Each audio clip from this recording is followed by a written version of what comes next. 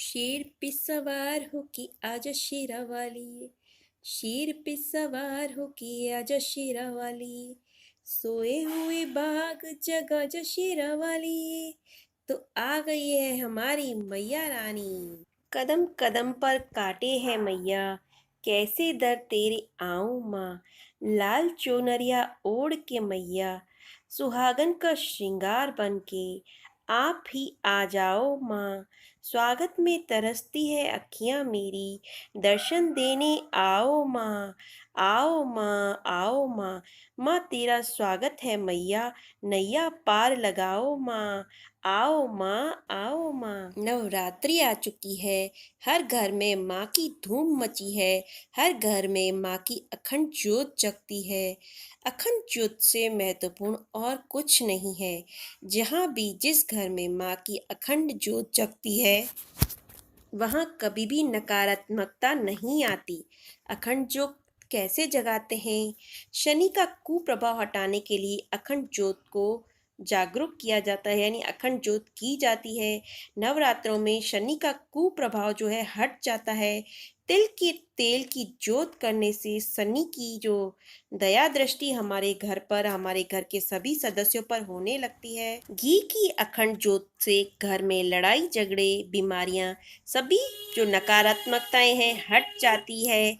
अगर घर में कोई बच्चा है या पढ़ने वाला है तो उनसे ज्योत में घी डलवाए। इनसे क्या होगा, दिमाग पर पॉजिटिव असर होता है। और घी की ज्योत से जो हमारे श्वास पर भी है पॉजिटिव असर होता है। सुबह शाम उसमें कपूर डालें, कपूर से चित्त शांत होता है और घर में होने वाले लड़ाई झगड़े भी कम हो जाते हैं। सरसों के तेल की ज्योत से देवी माँ खुश होती है और पितृ भी शांत होते हैं और घर में समृद्धि बनी रहती है। अब ज्योत कैसे रखें? अखंडित चावल ले, उन्हें हल्दी से पीला कर ले या फिर पीले चावल ही ले लें।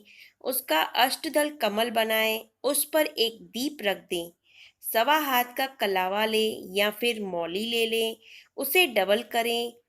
उसे अमेट लें, यानी कि अमेटना की दोनों हाथों में लेकर उसको चोटी के जैसे गूंथ ले और ओट ले उसे। उसे जोत के अंदर घुसा ले और उसमें फिक्स कर दें।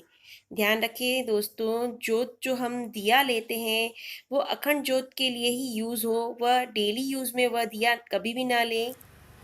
अब उसमें घी, सरसों का तेल या फिर तिल का तेल कुछ भी आप डाल सकते हैं और उस दीपक को अष्टदल जो हमने कमल बनाया है उसके ऊपर रख दें और ज्योत को प्रज्वलित करें। माता रानी का नाम लेकर ज्योत को प्रज्वलित करें और उससे ऊपर से इस तरह से कवर कर दें जिससे कि हमारा दीपक जो है जगता रहे। यानी कि अगर आपके पास लाप है तो आप लाप ले लें या फिर दीपक में ही ऊपर ऐसा आता है ढक्कन जिससे कि आप उसे ढक लें। और अखंड ज्योत घर में जगाने पर कभी भी घर को अकेला ना छोड़े। यानी अगर आपको कहीं जाना हो तो घर में किसी न किसी का होना जरूरी है। अगर आप अकेले रहते हैं, जैसे छोटे परिवार है, तो माँ के आगे मिट्टी का द्वारपाल बनाकर रख कर जाएं और यह कहकर जाएं कि माँ मैं ज़रूरी काम से बाहर जा रही हूँ। तो अब माँ आप जो है ध्यान रखें और दीपक ऐसे जलाएं कि लो जो है बाईं ओर से दाईं ओर को रहे। इससे क्या होता है, अधिक उन्नति होती है। और बाती का भी ध्यान रखें, यानी बाती जो है सवा हाथ की ले, यानी सवा हाथ की बाती जो है 9 दिन तक जल जाती है। एक दीपक से दूसरा दीपक कभी भी ना जगाएं। यह उपाय करें और ध्यान रखें कि ज्योत जो है बहुत ही महत्वपूर्ण होती है। यानी जो भी व्यक्ति ज्योत जला रहा है वही व्यक्ति दीपक की देखभाल करे तो ज़्यादा अच्छा होता है। और दिन में एक बार ज़रूर चेक कर लें, घी व तेल डालना हो तो आप इसमें डाल दें। दोस्तों, जिस घर में भी जोत होती है वहाँ जो है तामसिक भोजन का सेवन न करें, यानी शराब वगैरह आदि नहीं पिएं, मांस वगैरह नहीं खाएं। इस बात का ज़रूर ध्यान रखें।